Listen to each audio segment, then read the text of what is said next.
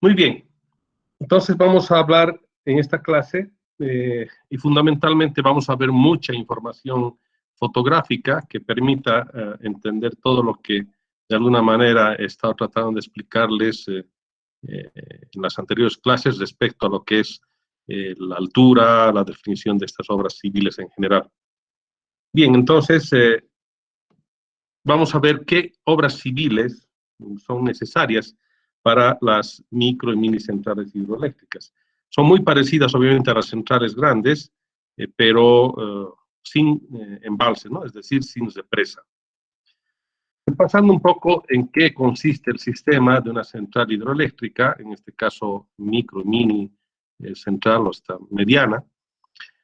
La idea es, en una bocatoma, una obra de captación de agua, sacar agua en, digamos, del curso normal del arroyo, del río, de manera parcial. No hay que sacar todo el agua, obviamente, sino se secaría todo este tramo y tendríamos efectos ambientales negativos. Entonces, sacamos parte del agua y derivamos entonces el agua por obras civiles. La primera es la bocatoma, o también llamada obra de toma. Esta servirá para desviar las aguas y captar hacia el sistema de desarenador, canales, etc. Bien, entonces, bocatoma. Luego tendríamos la parte de desarenadores, canal, un canal que va a conducir el agua hasta un punto que le llamamos cámara de carga. Esta cámara de carga va a servir para almacenar agua, un cierto nivel de agua, no es una cámara muy grande como vamos a ver en las imágenes, y esta cámara de carga tiene el agua que va a ingresar hacia la tubería de presión, que después deberá llegar a la turbina para hacerla girar, y parte del agua que no ha sido utilizada al entrar a la casa de máquinas o a la turbina, va a tener que pasar por un rebose, es decir, un rebalse de la obra de toma, de la cámara de carga, que se va a ir obviamente al cauce del río, para que no cause inconvenientes y haya erosión en la parte de la zona de la casa de máquinas, como vemos acá. Obviamente tienen que estar bien conducidas estos excedentes, estas aguas excedentes, con obras que permitan salir hacia el curso natural del agua. La misión, por tanto, es que estas obras civiles permitan llevar el agua hasta un punto que nos permita tener una altura determinada que se va obteniendo en función de la pendiente que tenemos que ir rescatando, porque la pendiente natural normalmente es mayor de la que necesitamos y lo que tenemos que hacer es una pendiente bastante pequeña para que logremos tener esta altura. Bien, entonces vamos a hablar y vamos a ver imágenes de la bocatoma, de las obras civiles como canal, cámara de carga, tubería, etc. Veamos entonces a continuación eso. La obra de toma, la función es derivar el agua desde el arroyo hacia el canal de aducción. Acá el agua de este arroyo está viniendo de esta parte en este sentido. Acá observamos unos muros de encauzamiento, es decir, estos muros, tanto acá como al otro lado, sirven para que el agua vaya a encauzarse, es decir, que venga dirigida hacia el lugar donde nosotros queremos que vaya. Porque si no hubieran estos muros de encauzamiento, el agua cuando encuentra una barrera logra buscarse un cauce y que puede ser que se vaya por otro lado y obviamente no nos serviría de nada. Entonces tenemos que hacer primero las obras de encauzamiento, estos muros de encauzamiento. Segundo, tenemos acá en la imagen como si estuviera totalmente plana esta sección. Resulta que este es un pequeño asut, o sea, una pequeña pared, que ya en la parte de arriba ven como una especie de piscina, digamos, agua tranquila. El agua que ha llegado se almacena un poco por acá y la idea es sacar por un costado el agua para que se vaya hacia este sistema de aducción. Bien, el resto del agua que no ingresará por acá, este ya sería parte de la obra de toma, el agua que no va a ingresar por este canal se va a ir por el curso natural, como ustedes pueden observar acá. Bien, vamos a ver esta misma fotografía, digamos, o imagen, pero tomada el momento de su construcción. Acá quiero que recordemos este muro de encauzamiento y hay una ventana lateral en la parte inferior que vamos a ver en la siguiente imagen. Acá está. Entonces, viendo desde el otro lado ahora, el agua va, en este caso, en el sentido hacia donde están las personas. acá tenemos estos pequeños puntos, unos pilotes, que permiten tener un cierre después, o sea, se hace con maderas o con mismas obras civiles, para que el agua vaya a detenerse parcialmente por acá, y el agua que logra ser captada va a ingresar por estas rejillas, y estas rejillas son para evitar de que ingresen piedras grandes, como por ejemplo estas. Pero piedras pequeñas y tierra o arena, qué sé yo, va a ingresar. Eso después uno se encarga de hacer el mantenimiento en otras obras civiles que vamos a ver. En este caso, este muro de encauzamiento que ven en esta parte tiene una ventana lateral que va a servir para la obra de toma, es decir, la boca toma. Acá se va a poner, como vamos a ver en las siguientes imágenes, entre estos pilotes se van poniendo varios en todo el cauce del río para que tengamos la altura suficiente que permita mantener un cierto nivel de agua para que después ingrese hacia este lado derecho. Bien, ahora vemos la obra ya en otra vista, cuando no ha llegado todavía agua para ser turbinada, pero ya nos permite observar cómo va a ser el trabajo como tal. Fíjense, en esta parte, como se está haciendo las obras civiles se están construyendo, lo que tenemos que hacer es derivar el agua, aguas arriba, hacia una parte lateral que después se la tiene que cesar, obviamente, para evitar que después se vaya el agua por este lugar. Solamente se hace esta derivación para construir la obra civil como tal. Entonces, en esta imagen se puede observar que el agua está pasando por este otro lugar, pero eso es a propósito, para evitar de que dañe estas obras que se están construyendo. Estas obras normalmente tratan de construirse, por supuesto, en la época de estiaje, como en el caso de Bolivia es más o menos esta época, que permita tener un cauce menor, digamos una cantidad menor de agua, que no vaya a dañar las obras en una riada, ¿no? Entonces, acá estos pilotes que tenemos por acá van a servir para hacer el cierre y que el agua se almacene una cierta cantidad de altura y ese volumen va a ser derivado lateralmente hacia la derecha. El excedente va a pasar por encima y se va por el cauce natural. Recalco, esta parte que está abierta en este caso es solamente para la etapa de construcción, porque después obviamente tiene que cerrarse. Vamos a ver en la siguiente imagen cómo ya cuando va llegando el agua se pueden poner estas tablas. Si ustedes recuerdan, la obra lateral que está acá permite entonces captar aguas y llevarlas por un costado. Pero para que esto suceda de manera adecuada, la idea es que el cierre sea producido a través de unas compuertas, en este caso maderas, o puede ser también una obra fija. Eso dependiendo del tipo de obras que definan los ingenieros civiles.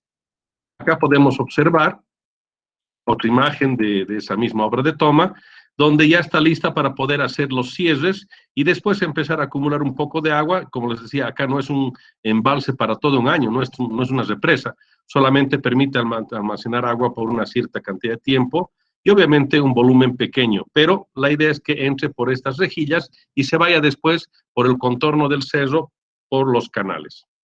Acá podemos ver otra obra, es una obra de toma también con salida lateral, pero en ríos de muy alta pendiente, es decir, con mucha roca. Acá ya no hacemos una obra de encauzamiento porque las mismas laderas de los cerros permiten tener un cauce dirigido. Lo que se hace entonces en esta parte es una obra que permita tener un ducto. Normalmente en este caso hacer un canal es muy complicado, entonces se utilizan ductos de sección bastante grande, digamos, estamos hablando de 10, 12 pulgadas o más, para que sirvan como sistema de transporte, como un canal, digamos, hasta este punto que en este caso sería una cámara de carga.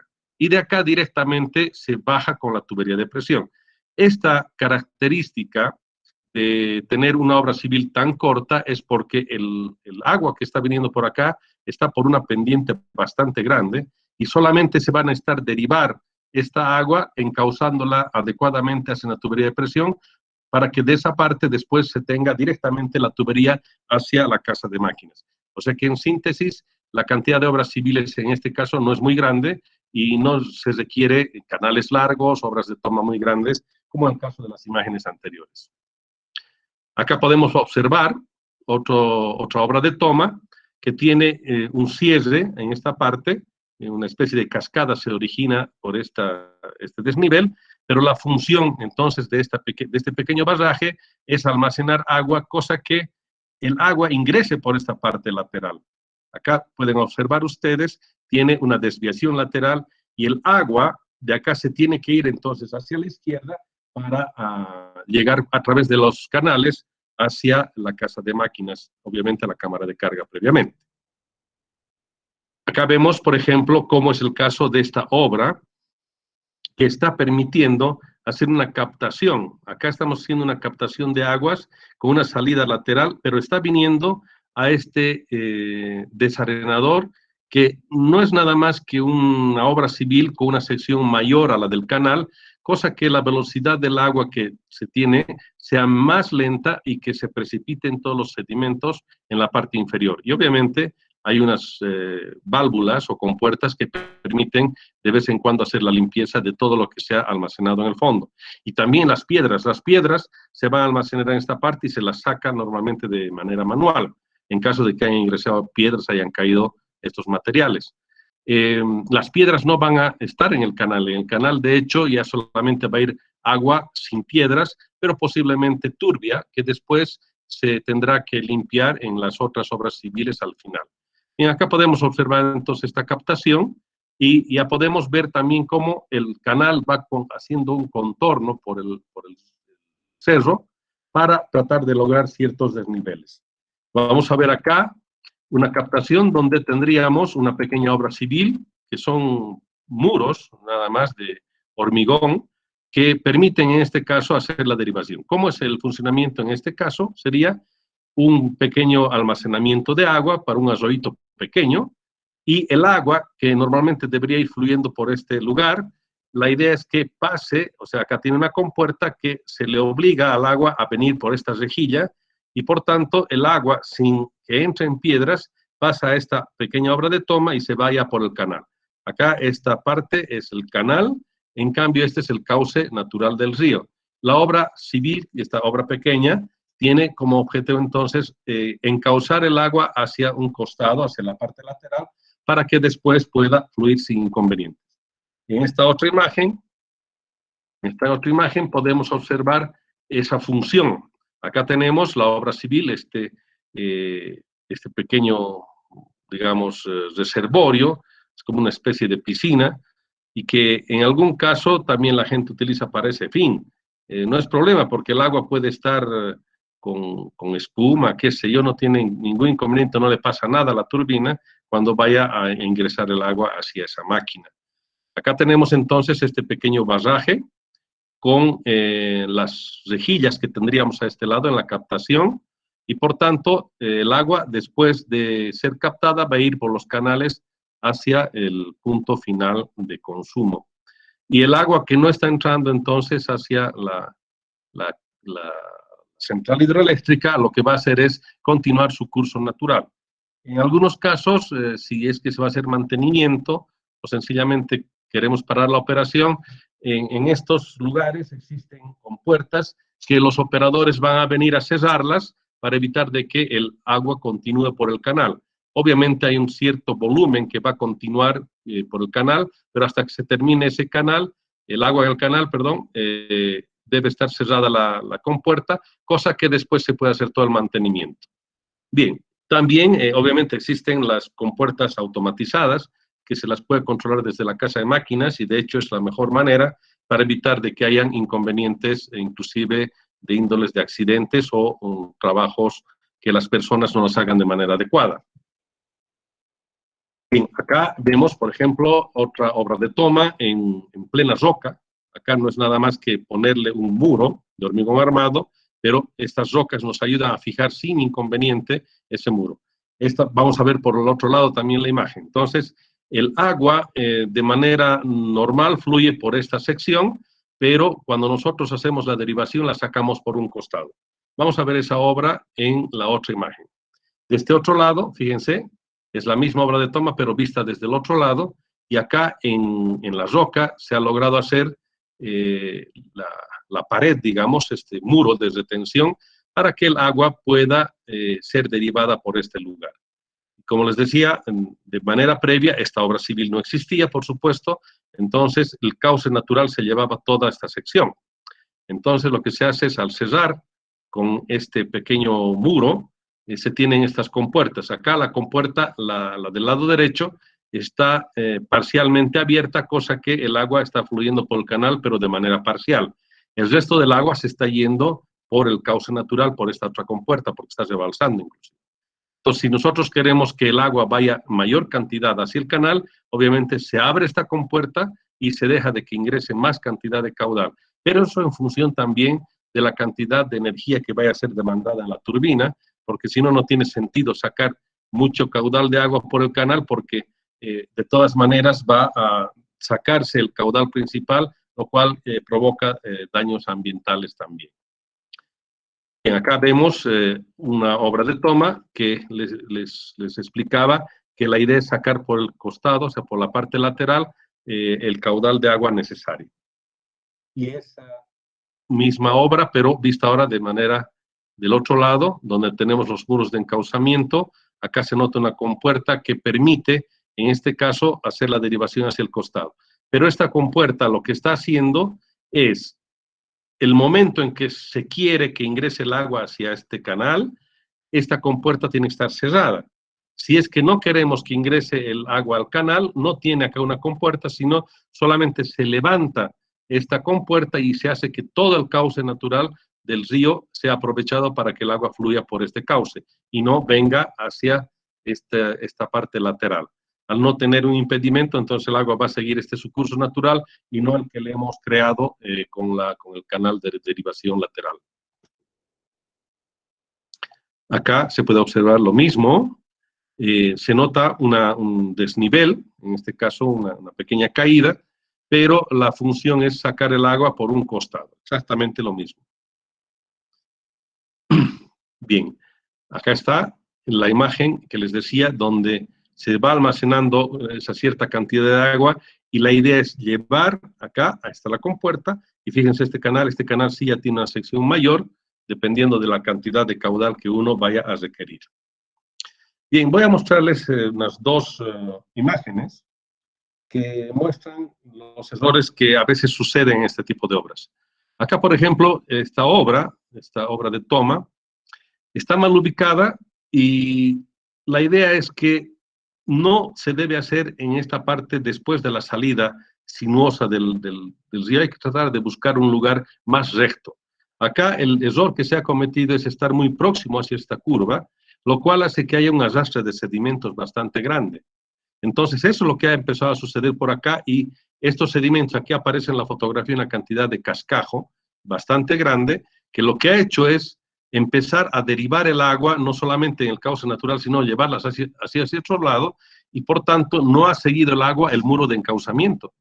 Ese muro entonces no ha servido de nada acá y obviamente el agua ha buscado su cauce natural y se ha ido por la parte trasera. Entonces ya no tiene esa función y se ha empezado a colmatar esta obra de toma y por tanto aparece una rotura en el suelo, se rompe este muro y obviamente ya no sirve la obra de toma para ese fin.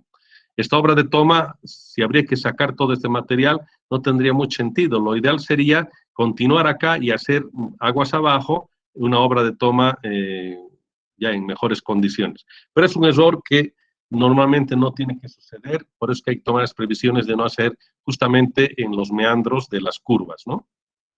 Acá vemos esa misma imagen, pero sin agua, ya mostrando, fíjense, mostrando acá el tema del problema que está empezando a surgir. Acá hay una acumulación de material, y este material, si no se remueve, sucede exactamente lo que hemos visto en la anterior fotografía. O sea, esta fotografía acá, fíjense, voy a proceder a la anterior, es esta. Entonces acá el agua ya cuando empieza a fluir, no va a irse por donde nosotros habíamos previsto, sino al haberse la rotura, al haber la acumulación de material, se va a ir por la parte trasera y ya no nos sirve el agua porque ya no va a entrar hacia el canal y obviamente la tubería, ¿no es cierto? Entonces acá ya se nota que hay ese inconveniente en esta obra de toma. Por tanto, si no se hace la limpieza, indudablemente la obra de toma después no sirve. ¿Se puede hacer la limpieza? Por supuesto, En este caso se hace con tractor, en época de estiaje, pero ese error uno va a tener que cargárselas de por vida, a no ser que cambie de emplazamiento de la obra de toma. Bien, con esto vamos a pasar a lo que son los canales. Y los canales, hemos visto ya la parte de la obra de toma, que sería esa obra civil que permite captar agua para sacar de manera lateral. Ahora, para llevar el agua que ha sido captada en la obra de toma hacia la casa de máquinas, lo que utilizamos son canales, ya sean abiertos o sean tuberías que sean utilizadas como con la función de canal. Esta forma, digamos, de llevar el agua es para lo siguiente.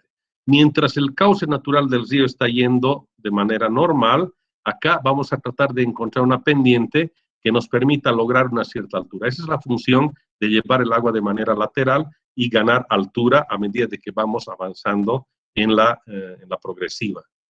Bien, acá podemos observar algunas formas típicas de canales y vamos a ver después hasta detalles constructivos.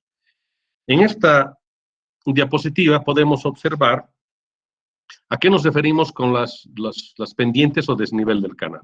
Acá podemos ver un punto, supongamos que esta es la obra de toma y acá estamos empezando el canal. A partir de acá, de este punto, vamos a tomar en cuenta un cierto desnivel del canal. Acá podemos ver de una manera muy pronunciada, solamente se ha hecho esto para fines didácticos, esta pendiente del canal, es decir, y no lo hacemos de manera recta, ¿no es cierto?, sino va haciéndose a través del contorno del cerro para que el agua vaya yendo por el canal y ganemos altura. Pero, en definitiva, si nosotros tomamos como referencia una altura vertical, acá, si este era el punto de inicio del punto de la obra de toma, hasta llegar a la cámara de carga tenemos una cierta altura o desnivel que hemos logrado perder. En este caso, este desnivel, que sería el punto de la escorrentía de la parte de la obra de toma, que está acá, ¿de acuerdo? En esta parte, donde está empezando el canal, va a haber el borde libre del líquido, nuestro nivel de referencia. Muy bien. Cuando nosotros llevamos a través del canal el agua, vamos a llegar a lo que es la cámara de carga. Entonces, en el punto ya de la cámara de carga, el borde libre del agua, usamos como otro punto de referencia. Entonces, entre este punto del nivel de la cámara de carga y el nivel de la obra de toma, que empezando el canal, este desnivel, esta altura, es la que perdemos por conducción en el caso del agua por el canal. Obviamente tiene que haber ese desnivel, si no el agua no va a fluir. Ahora, la diferencia que hay entre las pendientes, ahora, si nosotros tomamos en cuenta este ángulo, sería la pendiente de este canal. Las pendientes normalmente que se utilizan en los sistemas de riego están en el orden del 2, del 3%. Quiere decir, 2 a 3 metros, inclusive a veces un poco más, 2 a 3 metros de altura, estoy perdiendo en 100 metros. Quiere decir que si yo pongo de punto de referencia el lugar donde estoy y tengo 100 metros de canal, más allá abajo tendría que estar con 2 o 3 metros por debajo de este mi nivel de referencia para que yo pueda tener una buena caída que permita que el agua fluya sin inconvenientes. Pero esa pendiente que estoy hablando acá, del 2 o el 3% que es utilizada para riegos, no sirve para el caso de las centrales hidroeléctricas. Para las centrales hidroeléctricas, esta pendiente que nosotros utilizamos es del orden del 1 por 1000, o sea, 1 metro cada 1000 metros. Eso me dice que son 10 centímetros cada 100 metros. En el caso de los canales de riego, lo que yo perdía entonces acá en 100 metros era 2 a 3 metros. En cambio, para una obra civil, en 100 metros de longitud, lo que yo tengo que perder solamente son 10 centímetros. Eso quiere decir que la nivelación, la topografía, tiene que estar tan bien hecha que no pueda haber error, porque si no logro tener esa pendiente, el agua se va a estancar o va a tratar de fluir en otros sentidos, en sentido contrario.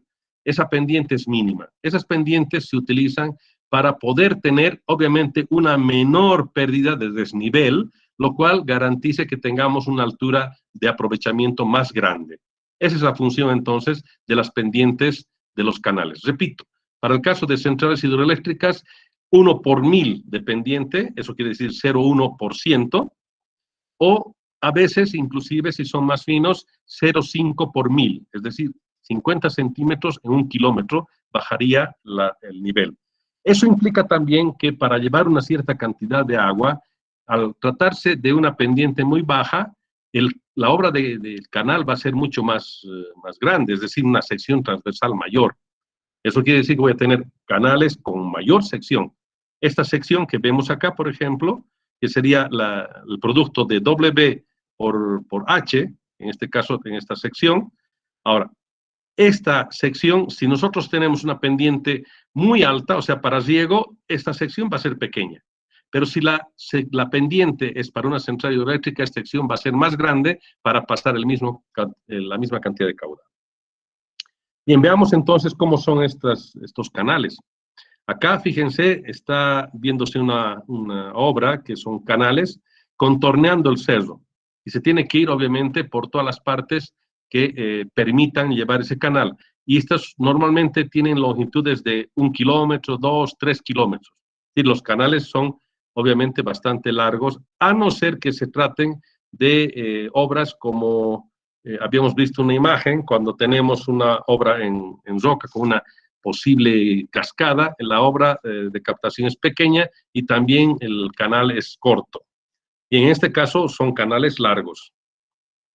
Acá podemos observar cómo se necesita un terraplén para que el agua vaya por un canal. Este canal no es revestido. Acá obviamente las infiltraciones que tiene el terreno, y obviamente si ven ustedes es como una superficie no muy buena, el agua se va a perder, lo que captemos se va a ir perdiendo en el transcurso del recorrido, no solamente por la evaporación, por efectos del calor, sino también porque se va infiltrando. Entonces lo mejor es tener un canal revestido, pero es obviamente más caro. Pero esto para una obra civil que implique costos bajos, ya puede ser una buena solución inicialmente. Podemos observar cómo se va haciendo la construcción de un canal en la parte de una curva con trabajos de mampostería y con fierro, hormigón armado, ¿no? Normalmente haciéndolo encofrados, en curva, qué sé yo. La siguiente fotografía va a mostrar un poco el detalle del encofrado. Acá está el encofrado de cómo se va haciendo en las curvas. Acá obviamente hay que garantizar de que la solidez de este puente canal sea fundamental para que no hayan deslizamientos o se destruyan.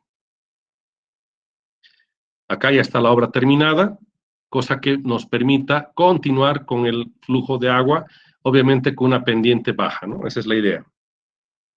Acá podemos observar otro puente canal en curva y que permita entonces pasar el agua de un lugar a otro por una quebrada. Este es un método que se utiliza mucho en obras civiles. Acá en Bolivia han empezado a utilizar también algunos constructores. Se llama el método de la cercha. Se está construyendo un canal con estas cerchas.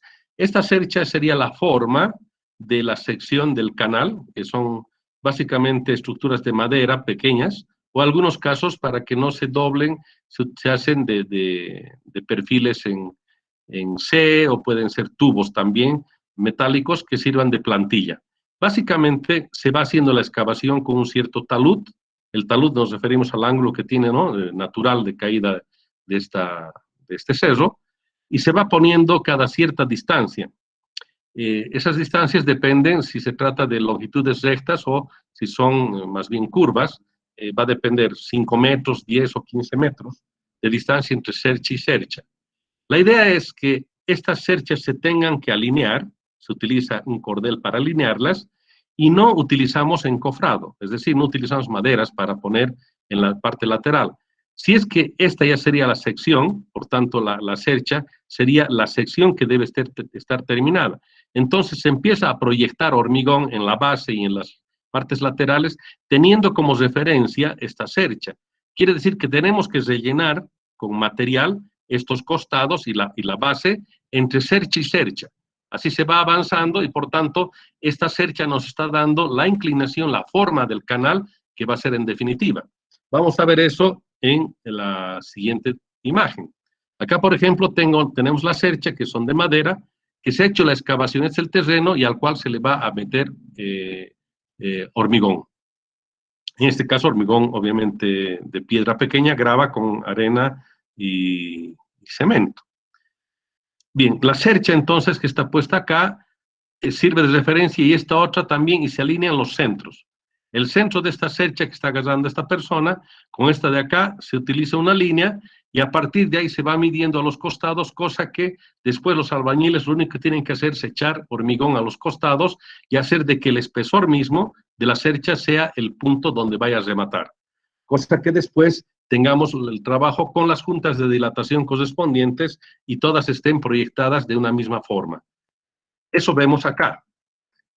Miren, en esta parte, como se ha estado haciendo el trabajo, se ha hecho la proyección, se llama proyección de hormigón hacia las paredes laterales y a la parte inferior, y prácticamente se ha rellenado todo el espacio que había entre cercha y cercha, y por tanto no se han necesitado obras mayores de encofrado ni nada por el estilo, solamente utilizando las cerchas.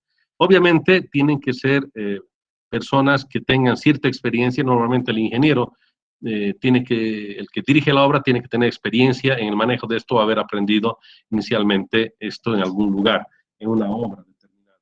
Para ese fin es que justamente el CDCAP, este Centro de Demostrativo y Capacitación que está en el Perú, hace esos cursos, ¿no? Y este material también es tractado de eso, donde nuestros colegas de ingeniería civil explican todo lo que en este momento les estoy explicando. Y además hacen la demostración, construyen ahí canales y hacen otro tipo de trabajos que hacen como parte de los cursos. Bien, acá hay ya parte terminada del canal. En algunos casos pueden tratarse de obras que van a ser, por ejemplo, en este caso, tapadas. Cuando tenemos taludes como este estilo, zonas como ustedes conocerán tal vez arriba del Chapare, lugares con muchos deslizamientos, indudablemente el problema que va a haber acá es que va a empezar a deslizarse y todo ese material se entraría al canal. Podemos ver que si no va a haber vegetación que puede sostener a esta ladera, se va a venir por encima. Por tanto, la decisión que se toma en ese caso es tapar este canal. Y este canal en esta parte está haciendo el encofrado para terminar de tapar y por tanto por encima puede pasar el material como una especie de túnel, va a quedar abajo y no va a haber inconveniente alguno. También hay que pensar en otras formas, por ejemplo acá son medios tusiles que están soldados entre sí para cruzar de un lado a otro con un canal. Este sigue siendo un canal, solamente que en este caso está utilizando este puente canal con acero, digamos, como parte del sistema de conducción, planchas o cualquier otro material, o también tusiles que se van uniendo, soldando. Acá los apoyos, ya fíjense, tienen que tener obviamente la forma de contención de la superficie que va a estar destinada para el canal. Entonces, el puente canal puede ser de esta manera, inclusive podría ser con tubería llena, como en este caso. Por ejemplo, tenemos un sistema de captación y acá tendríamos la forma de pasar de un lado a otro con esta obra civil, pero sigue siendo un canal, en este caso puente canal. Hay unas obras importantes cuando se trata de ciertos recursos que están saliendo de vertientes o de las laderas de los cerros, para que no erosionen el canal, porque el canal principal es este, para que no erosionen las aguas que vayan a surgir de algún lugar, tienen que pasar siempre por encima del canal, nunca por debajo. Entonces se hacen estas obras, sería una especie de puente canal, pero no tanto con la función de que las personas pasen. De hecho, hay otros lugares donde también se utiliza para eso. Este pequeño puente se ha hecho con la finalidad de que las aguas que están viniendo por acá no ingresen al canal y más bien se vayan por encima. Bueno, parecería medio ilógico. Si nosotros estamos tratando de captar agua, ¿por qué no agarramos estas aguas y las metemos? El problema es que esa cantidad de agua, por un lado, puede ser excedentaria, demasiado grande, o la otra posibilidad, que es la más posible, digamos la más concreta, es que esta agua va a empezar a horadar y va a entrarse por debajo del canal y va a tratar de buscar un cierto camino, y eso va a deteriorar y va a deshacer al canal. Acá no se nota que es un caudal muy grande, pero si es mayor, como este material de las laderas es muy deleznable, se va a hacer un hueco y se va a destruir el canal. Entonces no se debe permitir ese tipo de inconvenientes, por tanto hay que hacer este tipo de obras por encima del canal. Bien, acá se puede ver como también en lugares muy complicados, en vez de hacer un canal, pues metámosle tubería. Esas tuberías son normalmente las que se utilizan de alcantarillado y esas tuberías pueden ser plásticas, de polivinilcloruro, o sea, PVC, polipropileno, cualquier otro material, pero que tengan la característica de llevar agua como si fuese una tubería de alcantarillado. Normalmente no se debe llevar con tubería de presión, está prácticamente con un tirante a la mitad o un poco menos, ¿no? Como el caso típico de un sistema de alcantarillado. Es lo mismo que un sistema de alcantarillado, solamente que ahora estamos utilizando para llevar aguas limpias. Acá hacer un canal es muy complicado y además se estaría cayendo permanentemente. Y hay algunos lugares donde en los cerros habrá que anclar. No hay ni siquiera posibilidad de poner una base o tener o excavar una base. Y en algunos casos me ha tocado ver obras civiles que los colegas civiles han agarrado y estas tuberías directamente con sunchos, o sea, con perfiles metálicos, han tenido que anclar a las paredes. Entonces hay tuberías de conducción, o sea, como canal que están siendo prácticamente ancladas a las paredes de los cerros, pero que están permitiendo el paso del agua. Y obviamente, acá, si hay algún inconveniente, un taponamiento, cada cierto tramo, hay que pensar en poner cajas de registro, cosa que se pueda hacer la limpieza si es que ha entrado algo o si hay un taponamiento y no sabemos dónde se ha producido, pues hay que ir levantando las cajas, las tapas de las cajas de registro, e ir introduciendo varillas, que sí, para ir viendo dónde hay taponamientos, ¿no? Entonces, si no tuviésemos este tipo de elementos complementarios, estaríamos en problemas permanentes. Bien. Ahora veamos la tubería de presión. Hemos visto lo que son las obras de toma y lo que serían los canales. Con eso llegamos a la cámara de carga, pero a partir de ahí tenemos que ver qué vamos a utilizar ahora como tubería de presión. Ya el agua que ha llegado hasta la cámara de carga ya no va a ser un agua que la vamos a mantener a cielo abierto. Tenemos que meterla dentro de una tubería. Entonces, la idea de la tubería de presión es transportar el agua, pero ya con presión, es decir, ya tiene que haber internamente presión dentro de la tubería. Y para eso tenemos que ver qué presión va a haber en función de la columna de agua, o sea, de la altura, el tipo de unión, las pérdidas, y además hay que ver qué grado de dificultad hay para la instalación.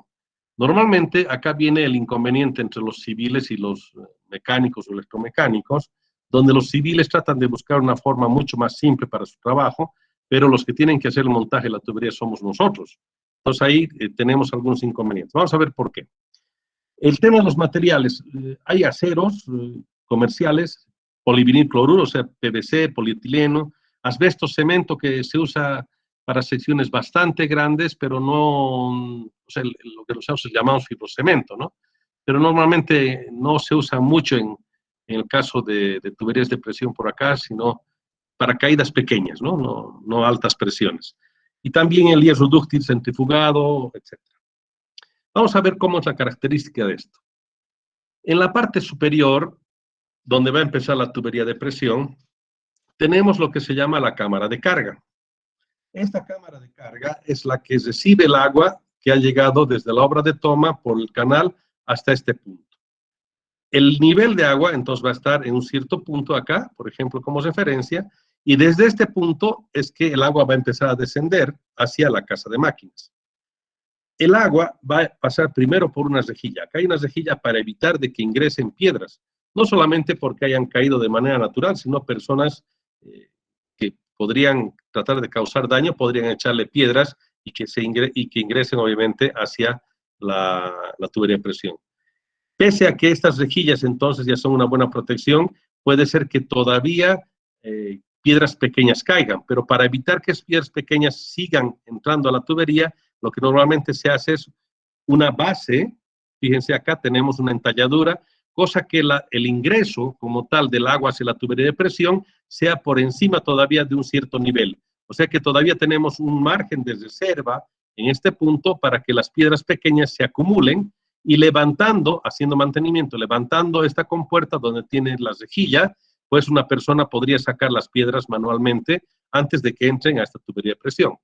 Bien, y acá también podemos observar en esta obra civil lo que sería la chimenea de equilibrio o venteo. Eso es para evitar de que hayan colapsos en la tubería, ¿no? En caso del golpe de ariete, fundamentalmente necesitamos de que haya una oscilación del agua y esto sirve para ese efecto de chimenea de equilibrio.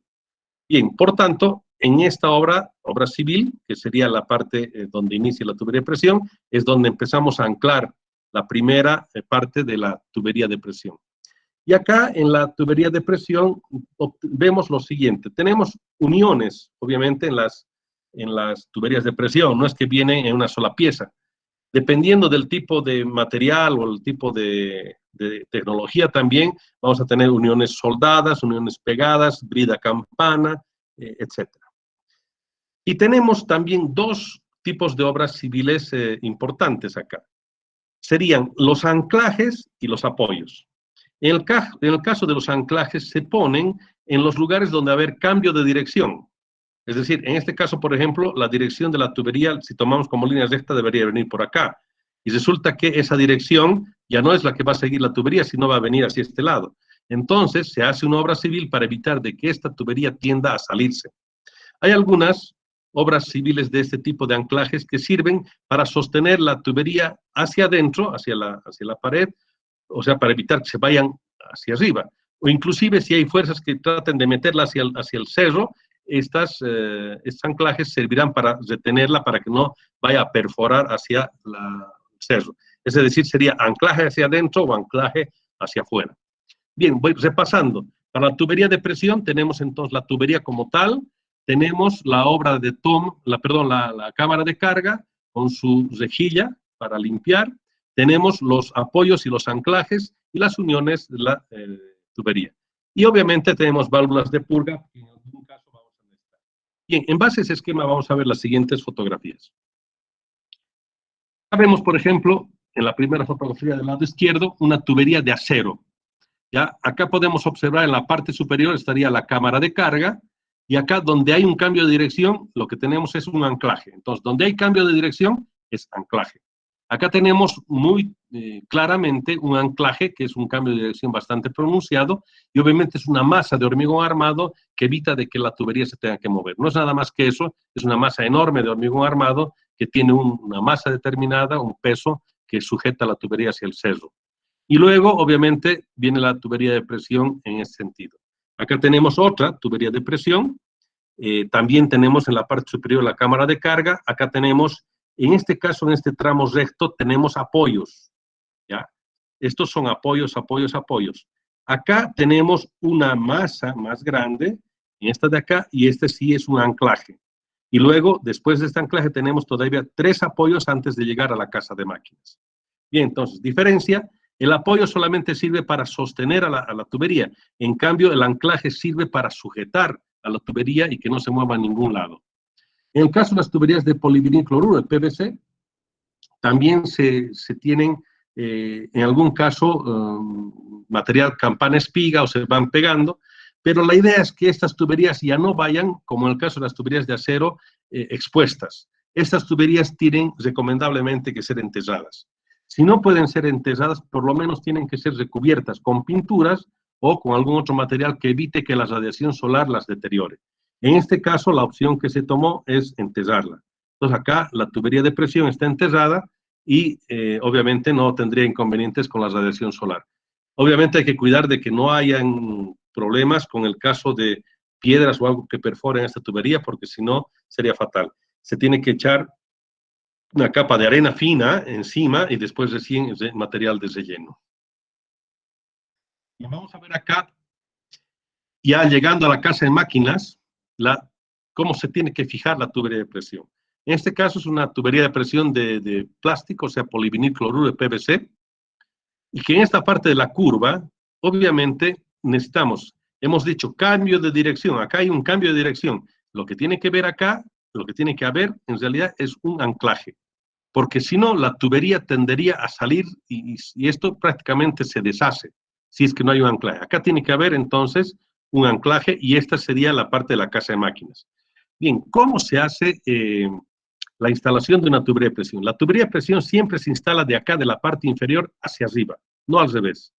Cosa que a medida que la tubería se va insertando, el peso mismo de la tubería va entrando, va sujetando hacia la parte inferior. Nunca de abajo hacia arriba, sino perdón, más bien, nunca de arriba hacia abajo, sino más bien de abajo hacia arriba. Bien, en este caso, la parte que vemos acá, esta curva, por supuesto que después va a tener una obra que hemos llamado anclaje, ¿no es cierto? Pero por el momento está así en esta fotografía para que después se haga esa obra civil. Bien, acá si nosotros vamos observando, entonces la parte de los tramos de la conexión se van haciendo en la tubería empalmando una tras otra. Y fíjense que el trabajo no es nada fácil. Indudablemente es trabajar en condiciones bastante difíciles y en función también del tipo de ladera, ¿no? Si nos tocan laderas bastante pronunciadas o materiales que son deleznables, el riesgo es que caigan piedras cuando están trabajando arriba y cosas de ese estilo. Obviamente la seguridad acá es fundamental para ese trabajo. Acá podemos observar ya cómo se va ensamblando la tubería de presión y esta es la entrada a la casa de máquinas. Esta es una otra vista de la misma fotografía que hemos visto hace un momento, pero tomada de frente donde va a ser la parte de la tubería. Y acá, si nosotros observamos, está abierta una zanja que después de tener que hacer las pruebas hidráulicas, ya empezando a hacer la parte de la operación, tienen que ser obviamente cubiertas estas partes de las tuberías. Vamos a ver en esa parte del cambio de dirección. ¿Se acuerdan? En la primera fotografía de las tuberías de presión hemos visto que está bajando el agua por acá, va a bajar el agua más bien por acá y hay un cambio de dirección. Entonces acá tiene que haber sí o sí un anclaje. Entonces, lo que se hace es, se agarra esta parte del codo que va a ingresar y se le pone una piedra o algún otro material para que se mantenga sujeto hacia la parte inferior. Y en esta parte, en este hueco, es donde se va a realizar el vaciado de ese hormigón. ¿Ya? Entonces, el concreto, cuando vaya a ser vaciado, lo que obviamente va a pasar es, como este material, el plástico va a tratar de flotar, tendería a ser levantado. Entonces, para que no se levante, se le pone una masa, en este caso, a la tubería, para que esto quede anclado. Y obviamente esta piedra va a quedar definitivamente dentro del hormigón, por supuesto. Pero todo lo que se va a vaciar alrededor, y en algún caso, dependiendo del tipo de anclaje, esto viene en hormigón armado. En este caso va a ser un material, un vaciado de hormigón ciclópeo, suficiente para manejar este diámetro que no es muy grande. En el caso de tuberías de mayor sección y de mayor peso, por supuesto, todo esto va a ser en rejillas con hormigón armado, obviamente con los diámetros correspondientes al cálculo de la estructura que se realiza para estos fines. Bien, y hay diferentes tipos de uniones, como dijimos en las tuberías, pueden ser con bridas, pueden ser espiga campana, pueden ser uniones mecánicas, pueden ser soldadas también, ¿no? Entonces, eso va a depender mucho del tipo de decisión que se toma en la parte de ingeniería de proyecto. Acá podemos ver, por ejemplo, tuberías con bridas. ¿No? En este caso, estos son apoyos nada más, no son anclajes porque no hay cambio de dirección. Acá solamente están resistiendo el peso de la tubería. Estos serían los apoyos. Acá, en cambio, tenemos un anclaje que ha fallado. En este caso, ha habido un problema. La misma tubería de presión se ha encargado de romper este anclaje. Este es un anclaje bastante grande, pero había una rajadura porque esta no ha tenido juntas de dilatación. Un error terrible en la tubería de presión, que tiene que haber juntas de dilatación que permitan absorber esos esfuerzos y no causen daños en estas obras civiles, como por ejemplo, en este caso, el empotramiento de la cámara de carga. Bien, hay algunos otros accesorios en las tuberías de presión, como estas juntas de expansión que son muy importantes, las válvulas, por supuesto, las curvas, las reducciones en algún caso, o yes, bifurcaciones, etc. Bien, para el caso de la dimensionamiento de tuberías de presión, lo que nosotros tenemos que hacer es utilizar la mecánica de fluidos que estudiamos. Calculamos nosotros las pérdidas por Darcy-Weisbach o por cualquier otro método que usamos, un método computacional, utilizando PyFlow Expert, lo que quiera. Calculamos entonces las pérdidas que vamos a tener y la idea es que no pasen por ninguna razón más del 10%. Mejor si son menos las pérdidas, del orden del 5 o 6%. Si tenemos esa cantidad de pérdidas de 5 o 6%, podemos estar más tranquilos. Pero eso que va a implicar diámetros mayores también.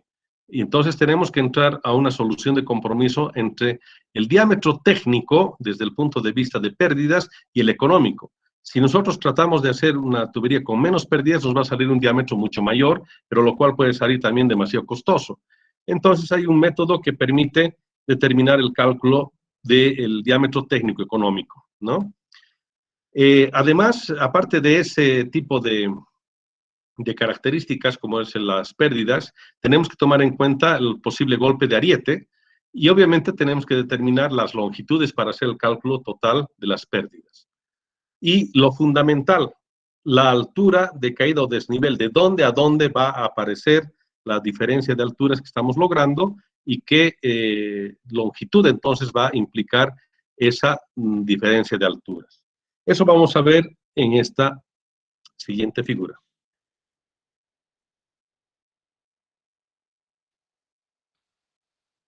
Bien, acá por ejemplo, si nosotros tomamos en cuenta que esta sería la cámara de carga, y este es el punto donde ya está ubicada la turbina, que sería prácticamente nuestro objetivo de estudio, la tubería de presión va a unir la cámara de carga con la tubería, perdón, con la turbina. Entonces, en esta parte, que nosotros tenemos este nivel de referencia, nosotros tendríamos lo que se llama la altura bruta o altura, digamos, total que tendríamos de desnivel entre un punto y otro. Pero resulta que por las pérdidas que vamos a tener por fricción, acá, por cambio de dirección, por las pérdidas, o sea, primarias y secundarias, vamos a disponer de una altura menor. Entonces, la diferencia que hay entre la altura bruta o topográfica, el desnivel, menos las pérdidas, es lo que nosotros conocemos como altura neta. En síntesis, la altura neta, que es lo que nosotros necesitamos determinar, va a ser la diferencia entre la altura bruta o altura topográfica, digamos, menos las pérdidas que tengamos en toda la tubería. Sean pérdidas primarias más secundarias, ¿no es cierto? Las dos formas de pérdidas que las tenemos que siempre sumar y tomar en cuenta. En el caso de los apoyos y anclajes, lo que les mencionaba, acá se ve en mejor detalle, cuando hay entonces un cambio de dirección, tiene que haber un anclaje. Acá tengo otro cambio de dirección, otro anclaje. Estos otros puntos son normalmente los puntos de apoyo.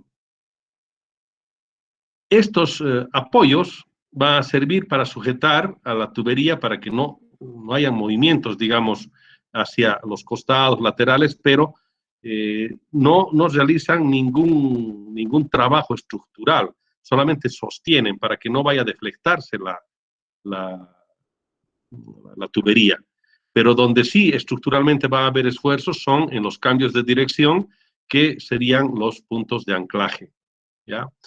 Entre anclaje y anclaje tiene que haber una junta de dilatación, porque van a haber problemas, obviamente, de las dilataciones que, si no las tomamos en cuenta, va a suceder, como hemos visto en esa fotografía, el caso de las rajaduras o deterioros.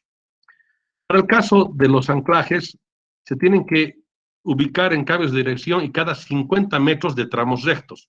O sea, si nosotros tenemos longitudes rectas, no hay cambio de dirección, solamente optaríamos por apoyos, está bien, pero cada 50 metros conviene poner un anclaje para evitar que haya movimientos en cualquier sentido. Eso nos permitirá tener entonces a la tubería de presión bien fijada, ¿ya? Y existen dos tipos de anclajes, hacia afuera y hacia adentro. Lo que les decía, aquellos que van a tener que estar con esfuerzo sosteniendo a la tubería para que no salga hacia arriba, y en algún caso, por ejemplo, si la curva es hacia adentro, para que la tubería no se trate de meter hacia el cerro, ¿no? Entonces, son los anclajes hacia adentro y hacia afuera. Acá podemos ver cómo se va haciendo, por ejemplo, en este caso de tubería de PVC, se va a hacer un dado de anclaje, se hace un pequeño encofrado y acá se hace el vaciado. Por tanto, acá en este punto tendríamos ya una masa que resista, porque el cambio de dirección, el fluido al moverse en esta curva va a provocar una fuerza, por supuesto, va a tratar de sacar a la tubería de su lugar. Entonces, para evitar de que suceda, la fuerza tiene que ser equilibrada con toda esta masa de hormigón en este caso. A esto le llamamos entonces el anclaje. Acá tendríamos, en este caso, este es un punto nomás de apoyo, y en este otro es un anclaje como tal, es una masa, fíjense, son masas que están resistiendo a la tubería para que no se muevan en ningún sentido. En el caso de los apoyos, prácticamente solamente permitirá, digamos, que no se vaya hacia el fondo, pero de manera lateral, con hacer estos arreglos, de alguna manera coadyuvamos, pero no es la función principal del apoyo. El anclaje sí, no tiene que permitir movimiento en ningún sentido. Bien, y finalmente, la casa de máquinas, que es la última obra civil que nosotros tenemos que ver, más algunas cosas adicionales que tiene la casa de máquinas. La idea es que esté el equipo electromecánico protegido a una cierta altura del nivel de aguas donde vamos a desfogar después las aguas turbinadas, y que de ninguna manera una riada vaya a entrarse a la casa de máquinas y la destruya, ¿no? Entonces, ahí es donde va a estar el equipo electromecánico, en la casa de máquinas. Es el punto fundamental para el caso nuestro también, ¿no? Entonces hay que ver dónde se hace la ubicación de la casa de máquinas. Acá vemos algunas imágenes de las casas de máquinas típicas, en este caso para micro, mini centrales hidroeléctricas pequeñitas, que no son nada más que ambientes, obviamente, con techo, cerrados para evitar de que entre la gente que pueda causar daño, pero son obras civiles muy pequeñas que no requieren mayor característica de diseño. Lo que sí tiene que haber es una base de hormigón armado, losas, que permitan que la máquina como tal esté bien asentada. No tiene que haber, obviamente, ningún movimiento que haga que la turbina pueda estar vibrando o finalmente vaya a deteriorarse o romperse la base. Normalmente para anclar la tubería necesitamos unas bases de hormigón, normalmente hormigón armado, que va a estar dentro de la casa de máquinas. Es decir, el piso de esa casa de máquinas va a estar muy bien hecho, ¿no es cierto? En cambio, las paredes laterales y el techo no va a requerir mayor diseño estructural, a no ser que sea una central grande, por supuesto, pero lo que sí necesitamos es la base, ¿no? La parte de la plataforma donde va a ir el equipo electromecánico y posiblemente el transformador en caso de que sea una centralita muy pequeña. Acá finalmente tendríamos el canal de descarga, donde ya el líquido que ha salido, es decir, el agua turbinada, se tiene que ir hacia la quebrada o río aguas abajo, donde ya se empalme con las aguas que todavía residualmente pasaban por el arroyo. Entonces, esa es la primera, de mandársela al mismo cauce, o en algunos casos mandar a otro cauce, pero que siga de todas maneras de forma natural el curso del agua.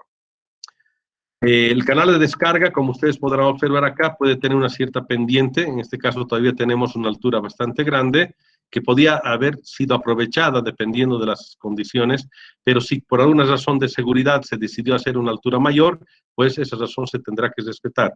Pero el agua ya turbinada se tiene que ir hacia el cauce natural. Vamos a ver otra imagen.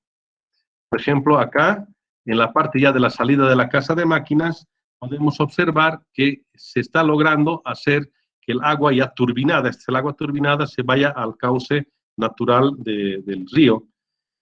Cuando tenemos este tipo de saltos, lo que se llama un salto hidráulico, en este caso, lo que hay que hacer es un colchón de amortiguamiento. Quiere decir que hay que hacer en la base inferior una especie de como una camarita pequeña, digamos, donde tenga una pared que permita almacenar agua, o sea, que la energía del agua no vaya a chocar contra la solera del canal. La solera es la base, ¿no es cierto? O sea, que el agua no vaya a deteriorar, la erosionaría, la perforaría a la solera, o sea, a la base del canal. Entonces, para que no suceda eso en las rápidas o en este tipo de salto hidráulico, lo que tenemos que hacer es hacer que esto caiga sobre un colchón de agua. Entonces, de esa manera no se daña, no se erosiona el canal. Acá podemos observar, entonces, cómo en el agua que está viniendo a un cierto nivel está cayendo a este otro lado, pero acá hay una especie de hendidura que va a tener una cierta cantidad de agua que al caer el agua acá no cae con toda la energía hacia la obra civil, sino sobre la misma cantidad de agua previamente almacenados. Hay un colchón de amortiguamiento hidráulico. Bien.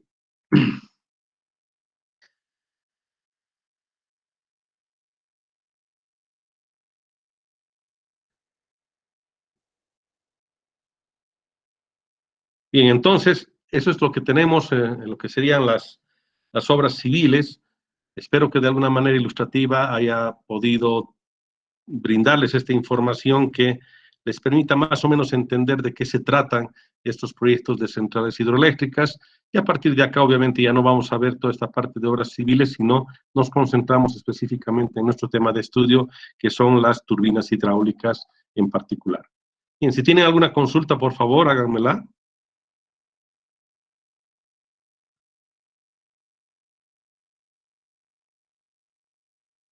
Ingeniero,